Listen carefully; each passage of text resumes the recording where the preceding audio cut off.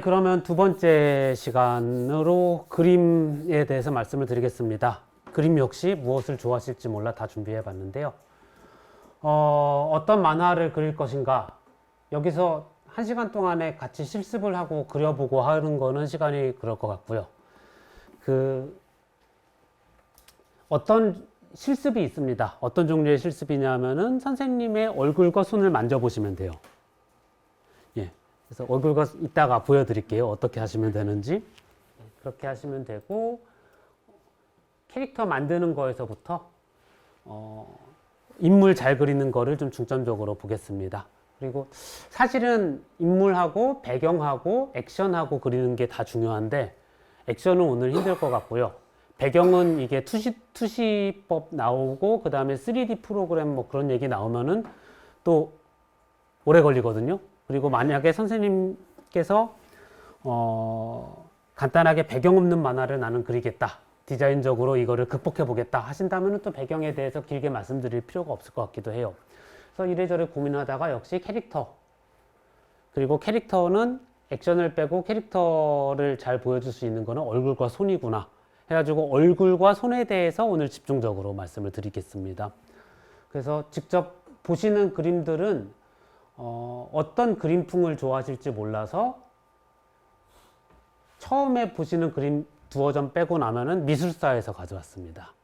그래서 그거 보시고 직접 손 이런저런 자세를 취해 보시면 돼요. 일단 시작을 하겠습니다. 잘 만든 캐릭터란 무엇인가? 잘 만든 캐릭터라는 거는 척 보면은 바로 알아볼 수 있는 캐릭터죠. 이게 너무 기막힙니다. 척 보면은 어떤 캐릭터죠? 그냥 미키마우스가 아니죠. 심슨에 나온 미키마우스죠. 이게 기가 막힌 겁니다. 그러니까 보면은 이게 심슨이다 라는 걸 알 수가 있죠. 이렇게만 나와도 감이 오죠. 그리고 심슨인데도 미키마우스다 라는 게 감이 오는 거죠. 이게 얼마나 미키마우스가 개성이 강하면은 심슨에 들어와도 미키마우스인 걸 알아요. 그리고 또 심슨이 얼마나 개성이 강하면은 미키마우스를 집어넣어도 심슨이 됩니까? 이런 게 잘 만든 캐릭터입니다. 근데 말만 이렇게 하면은 구름 잡는 얘기이기 때문에 좀 실제로 도움이 되실 만한 말씀을 드리자면은 실루엣법이라는 게 있습니다. 잘 만든 캐릭터는 실루엣만 봐도 알 수 있어야 된다는 거예요. 자, 제일 왼쪽에 누구죠? 원조 미키마우스죠. 심지어 이것도 원조인지 심슨화된 미키마우스인지 실루엣만 봐도 알 수가 있습니다. 가운데는 벅스반입니다. 예, 맞습니다. 그 다음에 제일 이쪽은 바트 심슨이 스케이트보드에 기대 있는 거죠. 예.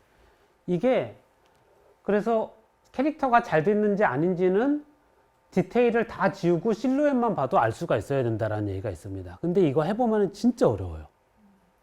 선생님 만화를 그리고 계시다면은 주인공 캐릭터가 있으실 텐데 한번 어둡게 실루엣만 칠해놓고 알아볼 수 있는지 한번 테스트를 해보세요. 이게 되면은 나는 이 캐릭터는 좋다. 이게 안 되면은 조금 보강을 해야 되겠다. 그렇게 생각을 해주시면 됩니다. 그래서 갈수록 일본 애니메이션과 일본 만화에서 주인공 남자들이 머리 모양이 점점 더 이상해지고 있죠. 삐쭉빼쭉 하다가 나중에는 막 산이 됐다가 금강전도가 됐다가 막 가시복처럼 됐다가 엄청나게 이상해지는데 실루엣을 강조하기 위해서 그렇습니다. 예. 그리고 지금부터 중요한 것은 제가 얼굴하고 손을 그릴 때 제일 중요한 거를 뭘 말씀드릴 수 있을까 하다가 비례를 설명을 드리면 될 것 같아요. 말씀드릴 거는 얼굴하고 손의 비례, 그 다음에 어디에 주의를 해서 그려야지 틀린 티가 안 나나, 맞는 것처럼 보이나. 그 다음에 끝으로 원근법을 얼굴에, 투시 원근법을 얼굴이나 손에 적용했을 때 어떻게 그려야 하나 하는 아주 어려운 문제 맛배기로만 보여드리고 넘어가겠습니다. 얼굴의 인체 비례를 보시면은 이 그림은 피카소가 그린 그림입니다. 피카소가 그리면은 비례 다 엉망으로 할 것 같은데 아니에요. 눈의 위치가 어딘가요? 얼굴에서, 자, 얼굴 만져보세요. 얼굴에서 제일 가운데를 지나는 선이 어딘가요? 눈꼬리입니다. 그러니까 눈을 이렇게 연결하고 눈꼬리로 빠져나가는 이 선이 얼굴의 중앙입니다. 정면을 봤을 때. 옆을 봤을 때도 그렇고요. 그러니까 생각보다 눈이 아래예요. 보통 얼굴 그리라고 하면 눈을 이마 정도에 그리거든요. 근데 생각보다 눈이 중앙이기 때문에 아래입니다. 그리고 피카소가 맨날 엉망으로 주물러 놓는 것처럼 그리지만은 이 사람 보면은 워낙 그림을 어릴 때부터 잘 그리던 대가다 보니까 비례가 또 의외로 다 맞아요. 신기한 사람입니다. 그래서 비례를 다 맞춰놓고 일부러 틀리게 하거든요. 일부러 틀리게 해서 고개 돌린 것처럼 보이게 하고 막 이제 그런 기법들이 있습니다. 그거를 우리가 이용해도 좋아요. 반고흐도 처음에는 비례 엉망이었다가 나중에 잘 그리게 되면은 비례다 맞춰놓고 일부러 틀리게 합니다. 눈 양쪽을 짝짝이로 한다거나 높이를 다르게 한다거나 그런 기법들이 있어요. 예. 아무튼 눈의 위치가 한가운데입니다. 그러면은 눈이 가운데면은 눈하고 정수리하고 사이의 가운데는 또 어딜까요? 이마 시작하는 선입니다. 눈썹이 상당히 아래예요. 그러니까 이걸 발제선이라고 하는데 물론 저도 이제 이게 점점 위로 올라가고 있는 슬픈 상황에 처해 있지만 M자가 이제 옛날에는 소문자 M이었는데 점점 대문자 M에 가까워지고 이러다 맥도날드 M이 되면 어떻게 하나 하는 큰 걱정을 하고 있습니다. 날마다. 근데 아무튼 정수리를 이렇게 턱을 이렇게 하고 정수리를 이렇게 했을 때 눈이 반이고 눈하고 정수리 사이의 반이 여기입니다. 이마에 털 나기 시작하는 선이요. 그리고 눈하고 턱하고 사이의 반은 코끝입니다. 예, 그렇습니다. 그래서 눈하고 코하고 오종종하게 얼굴에 다 눈하고 코하고 처음에 얼굴을 그리라 그러면 어린아이들도 그렇고 대부분 그림 그리시는 분들도 처음에는 눈하고 코를 엄청 크게 그려요. 그래서 눈하고 코가 얼굴의 절반인 것처럼 그리는데 사실은 눈하고 코가 만드는 삼각형이 얼굴에서 아주 조금입니다. 이따가 또 나올 거예요. 또 말씀을 드릴 거예요. 그래서 피카소의 경우에도 보시다시피 이렇게 세모가 되고 요게 눈이 가운데고 머리 위 여기 이마 시작하는데 코끝 여기까지가 얼추 다 비례를 맞췄습니다. 저렇게 대충 그렸는데. 그래서 피카소 그림 보다 보면 되게 열받아요. 되게 쉽게 그리고 막 그린 것 같은데 잘 그려가지고. 난 저렇게 못하는데 왜 저자는 저렇게 잘 그리지? 막 이제 그런 기분 들고 그렇습니다. 그래서 눈의 위치하고 넷으로 나눴을 때, 정면에서 넷으로 나눴을 때 어떻게 되는가를 잘 해주시면 되겠습니다. 여기에는 안 나오는데 또 하나 중요한 게 귀입니다. 이거는 미켈란젤로가 그린 겁니다. 미켈란젤로의 드로잉인데요. 귀는 일단 귀의 시작이 눈썹하고 눈하고 사이 대충 이 정도라고 생각하시면 됩니다. 그러니까 얼굴 눈 따라가면은 귀 시작됩니다.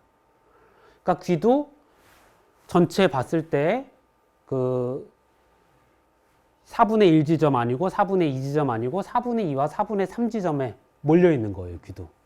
그리고 귀 아래쪽은 대충 따라오면 코끝입니다.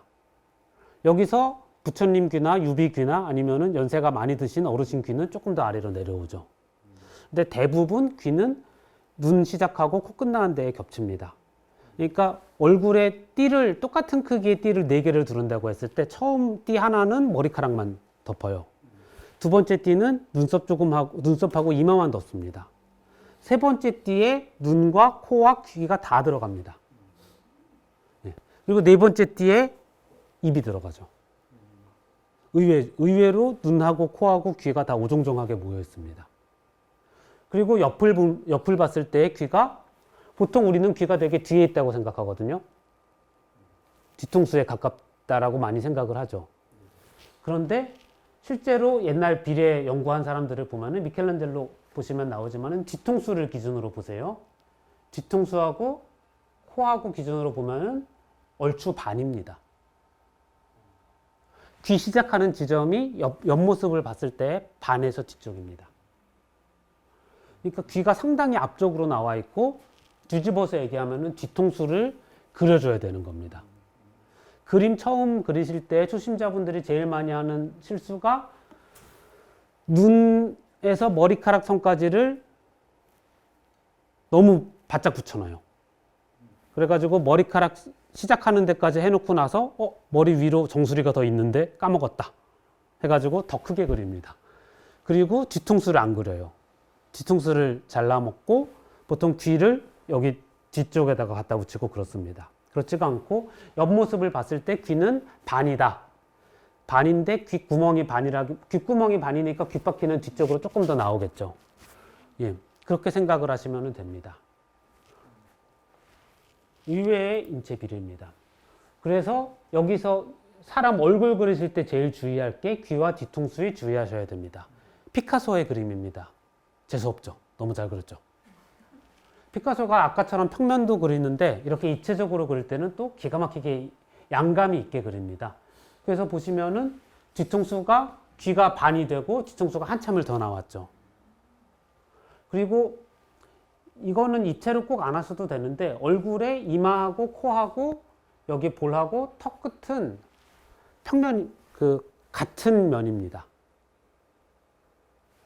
그러니까 얼굴이 둥그렇게 돌아가질 않아요. 앞부분이 이마하고 콧날 있는 면이 판판합니다. 특히 동양인은 더. 그래가지고 뒤통수하고 앞면하고 이제 잘 잘라주시면 되고요. 목은 좀 대충 그려도 티가 안 납니다. 그리고 귀도 대충 그려도 티가 안 나요. 왜 그러냐면 원래 사람마다 귀가 전부 다르거든요. 그래서 셜록 홈즈 소설 보면은 귀 모양 보고선 피살자 찾는 게 나와요. 그런 추리소설도 있는데, 그런데 실제로 사람이 귀를 집중해서 보지 않기 때문에 귀만 연구하는 미술사 학자가 있습니다. 있을 정도예요. 그러니까 어떤 거냐면은 한 화가가 그린 초상화의 귀들은 다 비슷하다는 겁니다. 그렇게 해도 사람들이 티가 안 나니까. 눈, 코, 입만 잘 그리면은 귀는 달라도 티가 안 나니까 귀는 한 작가가 비슷하게 그리기 때문에 진품이다 아니다, 그 작가의 진품이다 아니다를 체크할 때 귀를 본다고 하는 얘기가 있습니다. 아무튼 피카소의 경우에 귀는 모양보다 위치가 중요하고요. 피카소가 그 위치를 살려서 그렸을 때 얼마나 뒤통수가 예쁘게 빠지는지. 뒤통수를 잘 보세요. 크로키 연습을 하시거나 길 가다가 보시면 뒤통수가 참 예쁘게 빠집니다. 심슨 같은 경우에는 뒤통수가 평평하죠. 뒤통수가 평평해도 귀의 위치는 반입니다. 캐릭터 잘 만들어 놨어요. 거의 반 얼추 나옵니다.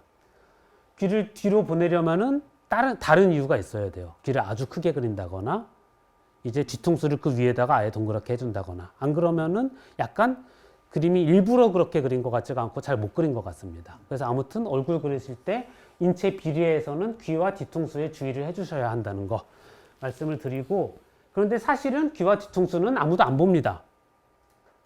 왜 안 보냐? 정보값이 없어요. 캐릭터와 인물에서 우리가 제일 중요한 게 정보입니다. 이 사람이 어떤 표정인가 하는 정보가 있어야 돼요. 그러면은 표정이 드러나는 부위가 어딜까요? 모나리자가 그 부분을 아주 재밌게 해놨는데 두 군데밖에 없어요. 눈꼬리하고 눈썹하고 입밖에 없습니다. 입꼬리밖에 없습니다. 입은 다물었냐 벌렸냐에 따라 달라지는데 입꼬리에 따라 달라요. 그럼 모나리자는 그리고 귀는 가렸고 뒤통수도 가렸죠. 그럼 모나리자는 왜 신비한 미소를 짓고 있느냐? 여기 아주 재밌는 부분인데, 눈썹이 없잖아요. 일단 눈썹이 없어서 눈썹 표정은 모르고, 표정이 드러나는 부분, 눈꼬리, 입꼬리, 이 부분이 그늘에 가려 있습니다. 피카소가 아니죠. 레오나르도 다빈치가 진짜 교묘한 짓을 한 거예요. 레오나르도 다빈치가 저 기법을 너무 좋아해가지고 스푸마토라 그러는 건데, 이거는 외워놓으실 필요는 없어요. 스푸마토라는 기법인데, 이제 그러니까 연기처럼 어둡게 그라데이션 해가지고 배경에 파묻히는 것 같이 해가지고 뭔가 알쏭달쏭하게 만들어 놓는 그림이거든요. 레오나르도 다빈치가 좀 억울한 게, 이 당시에 유화가 발전을 덜 했고, 당시에 이탈리아에서 제일 수요가 많은 장르는 프레스코 벽화였어요. 근데 프레스코 벽화는 쨍합니다. 미켈란젤로 그림 보시면 아시겠지만 쨍해서 선을 따서 그려요. 애니메이션처럼. 애니메이션으로 스푸마토가 안 나옵니다. 그래가지고 레오나르도 다빈치는 유화를 그린 다음에 손가락으로 물감 찍어가지고 탁탁탁탁 찍어서 이 어둡게 처리하는 걸 그렇게 좋아했다 그래요. 그래서 그림 잘 보면 지문이 보입니다. 다빈치. 그래서 그런 식으로 입꼬리 처리하고 눈꼬리 처리하는 걸 했는데 유화는 대형 작업이 수주가 안 돼가지고 그래서 크게 성공하지 못한 화가야라고 스스로 자책을 하면서 이제 나중에 프랑스로 건너가게 되는데 그래서 소품들밖에 안 남았어요. 다빈치 거는. 최후의 만찬 같은 경우에는 이 손가락으로 탁탁 쳐서 어둡게 처리하는 거를 하고 싶어서 새로운 기법의 벽화를 시도하다가 망해가지고 그림 망해가지고 막 계란 발랐다가 썼고 그래서 나중에 복원하고 하고 뭐 그런 여러 가지 얘기가 있는데 그 얘기는 나중에 혹시 자리가 되면은 제가 만화를 공부하기 위한 미술사 같은 과목이 개설되면은 그거를 말씀드릴 수 있을 텐데 뭐 거기까지는 지금은 필요가 없고 정보값은 표정이 드러나는 부분은 매우 적다. 그리고 매우 적은 부분이 어디냐 생각을 감이 잘 안 잡히시면은 모나리자 생각하시면 됩니다. 그래서 표정이 드러나는 부위들을 결정적인 값을 감춰놓은 거예요. 그늘 속에. 그래서 보는 사람이 상상할 수 있게 했기 때문에 미소가 신비롭다라고 얘기를 하는 거고요. 그리고 한 가지 팁이 더 있는데 보는 사람이 따라갈 때마다 시선이 모나리자 시선이 따라온다라는 얘기 있죠. 그건 모나리자만 그런 게 아닙니다. 그거는 이거 그림 그리시거나 일러스트 할 때 아주 요긴한 정보인데요. 얼굴이 4분의 3쯤 돌아가 있고 이렇게 쳐다보고 있으면은 이런 얼굴을 평면에 그려놓으면은 사람이 볼 때마다 다 눈이 따라오는 것처럼 보입니다. 그래서 초상사진도 이렇게 찍는 경우가 많이 있고 일러스트 하실 때 사용하시면 좋아요. 표지 그림 같은 거 하실 때. 정면으로 또 빤히 쳐다보는 것보다 약간 고개를 돌리고 이렇게 쳐다보는 게 눈이 더 잘 마주쳐요. 그리고 뭐 말씀드리고 싶은 게 너무 많아가지고 이거는 아시죠? 양쪽 눈동자 위치 다른 거. 옆을 볼 때 눈동자 위치가 조금 다릅니다. 이쪽에 있는, 그러니까 멀리 있는 쪽 눈이 더 와서 붙어요. 이거는 얼굴이 입체라서 생기는 현상인데 이거는 나중에 만화 보시다 보면은 눈동자 두 개가 위치가 똑같지가 않구나. 하나는 흰자위가 안 보이고 하나는 흰자위가 약간 보이는구나. 그거는 미리 말씀만 드립니다. 여기서 오늘 거기까지는 말씀은 안 드리겠고요. 예. 그리고 얼굴을 어떻게 데포름할까? 아까 말씀드린 기본 비례와 기본 정보값 그거를 가지고 데포름하는 방법입니다. 이거는 제가 빚어서 만든 얼굴들입니다. 예. 신문 칼럼 할 때 했던 건데 많이 뵀던 분이죠? 많이 보던 분이고 이분도 많이 보던 분이죠?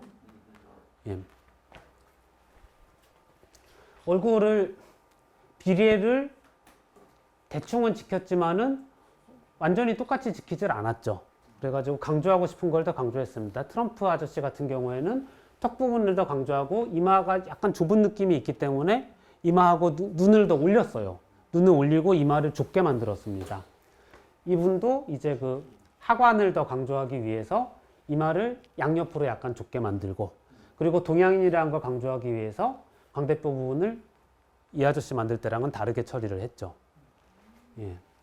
그리고 인상을 너무 나쁘게 하지 않기 위해서 눈을 조금 더 키운다거나 이런 여러 가지 방법들이 있습니다. 어떤 비례를 선택할까? 얼굴의 변화는 그래서 제가 아까 얼굴 비례를 처음에 말씀을 드린 이유는 이 비례 규칙을 아신 상태에서 비율을 엿가락처럼 잡아 늘렸다 줄였다 와이어처럼 구부렸다를 하시는 거예요. 처음 그 비례를 모르는 상태에서 시작을 하면 안 됩니다. 그런데 그 비례를 꼭 지킬 필요는 없습니다. 비례를 아시는 상태에서 일부러 잡아 늘리기도 하고 줄이기도 하고 하는 겁니다. 그 원칙은 정보값입니다. 자, 일본 만화에서 히트를 시킨 세계적인 히트 상품. 원래는 디즈니에서 시작이 됐죠. 디즈니에서 시작이 됐다가 일본 만화에서 한번 겪으면서 세계적으로 히트를 친 왕방울 눈 괴물 얼굴 있습니다. 눈이 커요. 눈이 크고 입이 있고 코는 아주 작게 그리죠. 일본 만화 캐릭터들 보면은 전형적인 저패니메이션 또는 일본 만화 또는 한국에서도 웹툰의 영향을 상당히 많이 받고 있는데 그렇게 그리는 이유는 간단합니다. 정보값을 극대화하는 거예요. 코는 정보를 안 줍니다. 표정에 대해서, 인물의 표정에 대해서 정보를 안 주고 귀도 정보를 안 줍니다. 그래서 귀와 코는 위치만 정확하게 잡으면 돼요. 근데 눈은 반짝반짝반짝 하기도 하고 찌푸리기도 하고 멍하게 눈동자가 시커멓게 되기도 하고 그렇게 되죠. 그거를 살리기 위해서 눈을 크게 그립니다. 그리고 입은 주위에 다른 게 없기 때문에 작게 그려도 상관이 없어요. 입을 크게 그려도 되고 작게 그려도 됩니다. 이거는 작가의 개성이죠. 하지만 입의 모양이 충분히 변형이 가능해야 됩니다. 뽀빠이 같은 경우가 입이 많이 안 변해요. 그래서 조금 어려워요. 왜냐하면 파이프를 계속 물고 있어야 되기 때문에. 예. 어떤 비례를 선택할까? 이거는 그래서 아까 말씀드린 디즈니 캐릭터 같은 경우에는 2분의 1 위치에 눈이 오고 2분의 1 위치에 눈이 오는데 위아래로 크죠. 그래서 얼굴에 한 반까지는 안 되더라도 상당히 크게 눈이 들어갑니다. 그거를 아동들이 좋아합니다. 왜 좋아하냐 하면은 아동의 얼굴과 비슷하기도 하고 아동의 얼굴이 눈이 좀 더 아래거든요. 이마가 더 크거든요. 아동의 얼굴과 비슷하기도 하고 셀카 찍을 때 얼짱각도이기도 하고 귀엽잖아요. 귀여워 보이는 얼굴이니까. 그 다음에 또 하나가 정보값이 많기 때문에 표정을 알기가 쉽습니다. 모나리자 같은 얼굴이 아닌 거죠.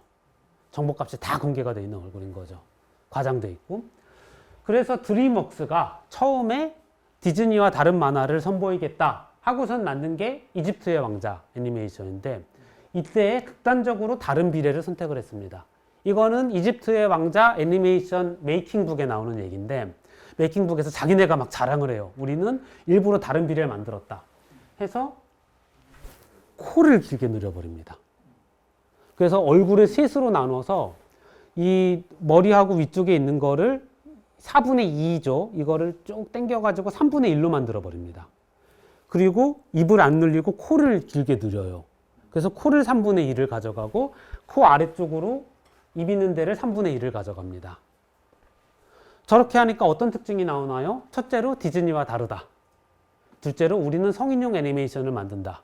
성인용인데 이제 이상한 성인용 말고 성인도 볼 수 있는 예술 애니메이션을 만든다. 그래서 이집트의 왕자에서 엄청난 시도들을 한 거고요. 단점은 뭘까요? 정보값이 줄어요. 얼굴이 보여줄 때. 그래서 큰 스크린으로만 볼 수 있습니다. 작은 폰 화면 같은 걸로 보면 표정이 잘 안 살아요. 역시 그런 경우에는 디즈니 만화나 아니면은 일본 애니메이션 또는 이른바 만화풍 만화 그런 만화들이 표정이 바로바로 캐치가 되죠. 그래서 한 가지를 얻고 한 가지를 버린 거예요. 그래서 드림웍스가 이거를 해서 이집트 왕자를 해서 사람들에게 충격을 주고 시각적인 효과를 자랑한 다음에는 결국에는 지금은 다시 옛날식으로 돌아왔죠. 드림웍스도. 예, 정보값을 많이 주고 바로 알아볼 수 있는 얼굴로.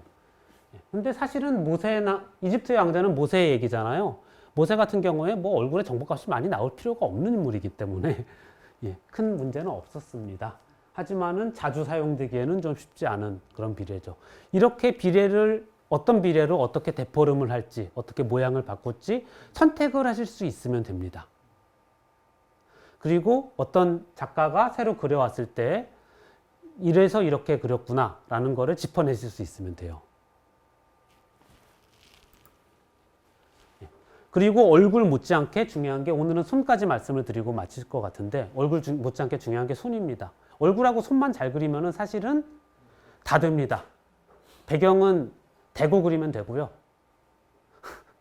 이거는 선생님들과 저의 비밀이지만 배경은 사진 놓고 사진 찍어서 대고 그리면 되는다는 것은 너무나 잘 알려진 사실입니다. 작가들은 그렇게 많이 하고 있어요. 그리고 배경을 찍으러 갈 시간도 없다 마감 때문에 그러면 배경 설정집 책을 삽니다. 배경 설정집은 베껴 그리셔도 돼요 라고 되어 있는 거기 때문에 그걸 보고 그려요. 그것조차 귀찮다. 귀찮거나 아니면은 새로운 연출을 해보고 싶다. 그러면은 스케치업이라는 프로그램을 해서 3D 배경이 나와 있는 걸 구입합니다. 그렇게 해서 3D 배경을 갖다 놓고 그걸 포토샵으로 가공을 해가지고 배경을 딸 수가 있습니다. 하지만은 직접 해야 되는 게 두 가지가 있어요. 얼굴하고 손입니다. 팔하고 다리, 옷으로 커버하면 됩니다. 정 안 되면 다 망토 입어도 돼요. 다 펄럭펄럭. 은하철도 999에 철이 같은 옷 입고. 예. 그렇게 해도 괜찮아요. 문제 안 됩니다. 심슨도 옷주름 안 나오잖아요. 팔다리 튜브처럼 연결되어 있죠. 근데 얼굴하고 손이 틀리면 티가 바로 납니다.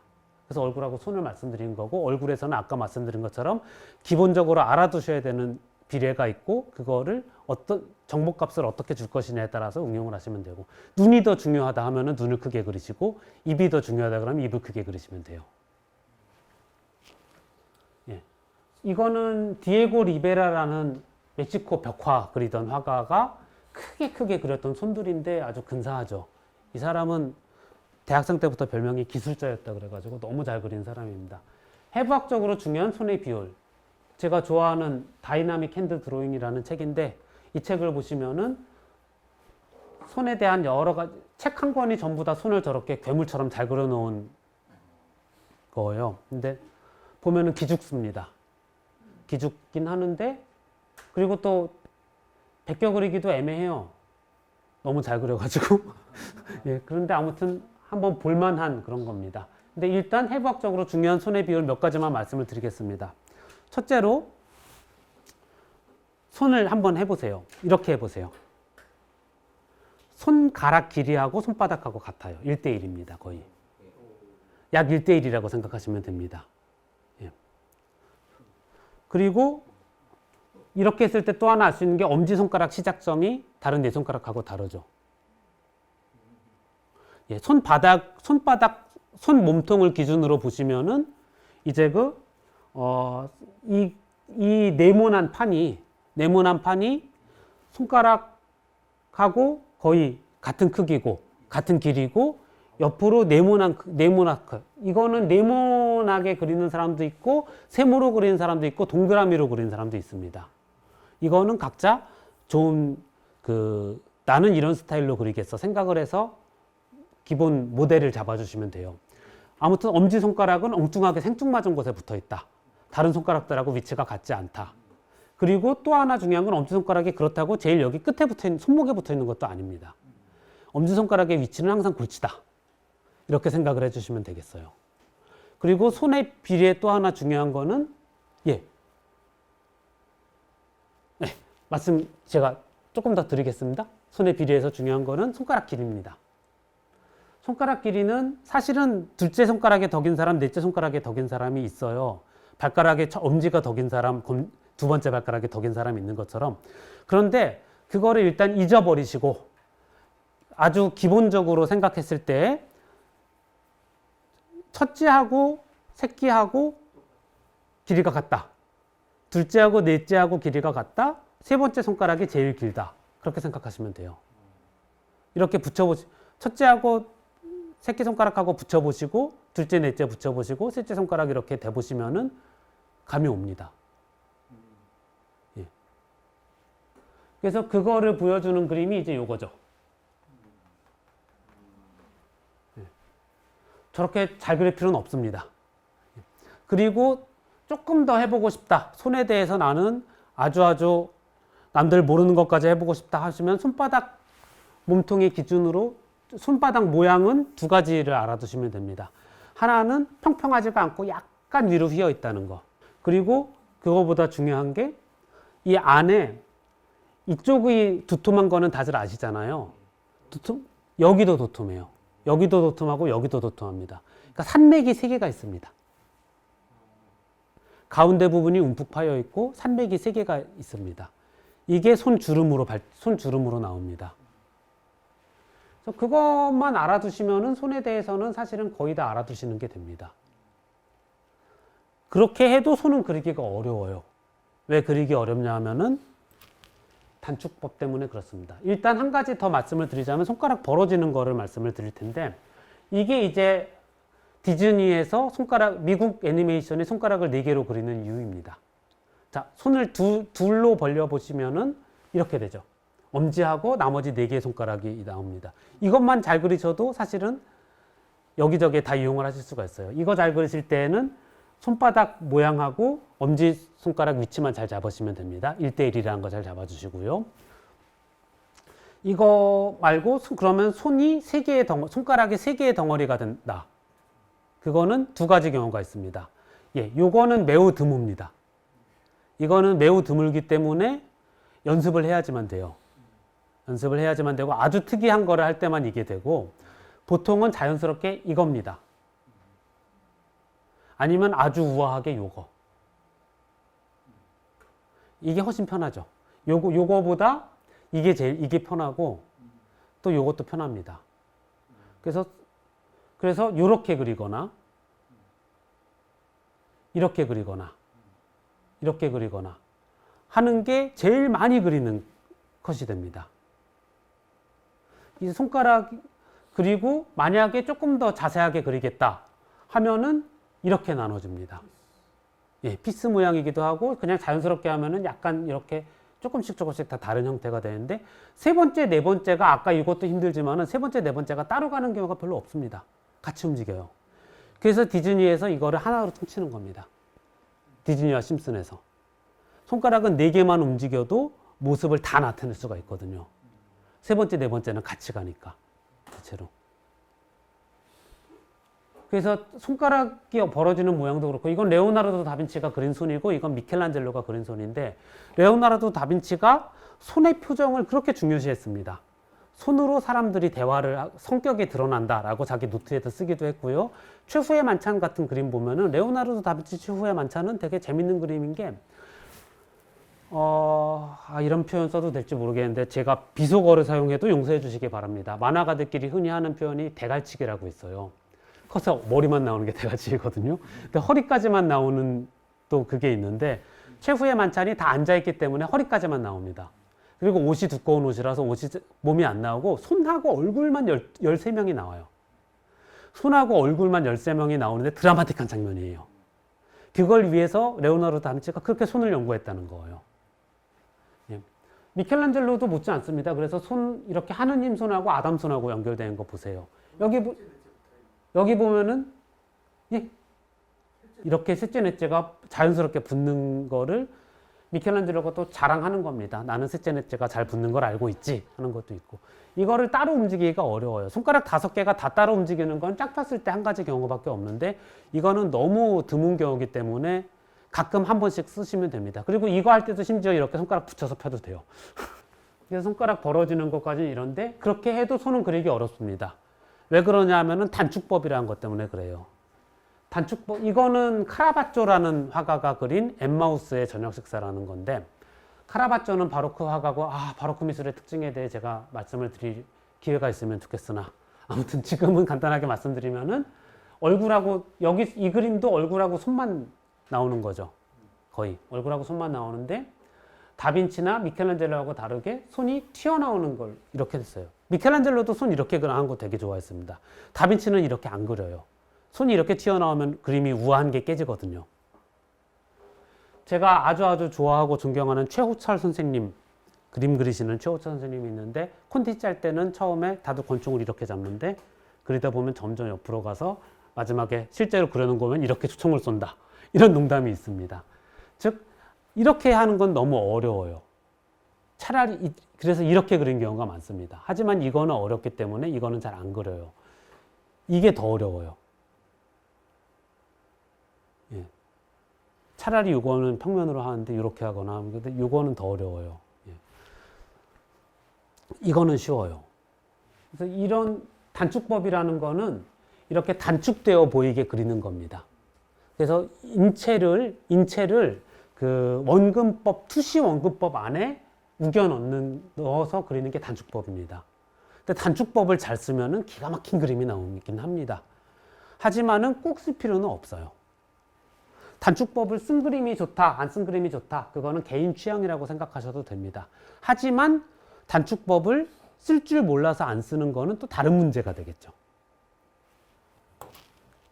자, 이거는 미켈란젤로가 그린 요나입니다. 천장화에 그린 건데 발 보세요, 발. 이 유명한 미켈란젤로의 족발입니다. 사람 발을 족발처럼 그리는 앞에서 본 발이 아주 힘있게 그려져 있죠. 이거는 구스타프 클림트, 인생의 세 단계, 세 여인. 거기에 나오는 발인데 옆에서 본 걸로 그렸죠. 클림트도 우아한 그림을 좋아하기 때문에 발을 앞에서 안 그립니다. 다빈치도 발 안 그려요. 발은 힘있게 보이긴 하는데 우아하기가 쉽지가 않아요. 아무리 각질 제거를 해도 우아하지가 않습니다. 예, 그래서 이렇게 미켈란젤로는 단축법을 잘 썼기 때문에 나는 이렇게 잘 그려 하고 자랑을 하려고 그렸어요. 보시면은 발 단축법 썼죠. 물고기 얼굴 단축법 그렸죠. 요나 얼굴도 이렇게 밑에서 올려다본 둥근 얼굴이 돼가지고 단축법으로 그렸죠. 클림트는 사람 얼굴을 잘 그리기 때문에 얼굴은 단축법으로 머리로는 그리는데 손하고 발은 단축법으로 안 그립니다. 클림트는. 이런 것도 재밌어요. 단축법을 쓴 게 좋다, 안 쓴 게 좋다는 쉽게 판단하기 어렵습니다. 자, 두 개의 작품을 비교해 보세요. 이게 만테냐가 그린 죽은 그리스도입니다. 이게 한스 홀바인이 그린 죽은 그리스도입니다. 둘 다 매우 감동적인 작품이라고 이야기되고 둘 다 미술사에서 아주 중요한 작품입니다. 그런데 둘이 너무나 대비되죠. 이 작품은 단축이 없어요. 물론 머리는 약간 단축이 있습니다. 머리하고 발은 약간 단축법이 있는데 단축법을 사용을 안 했는데 만테냐는 나는 이렇게도 그릴 수 있어! 라고 자랑을 합니다. 물론 거꾸로 이렇게 되다 보니까 발은 단축법이 잘 안 들어갔죠.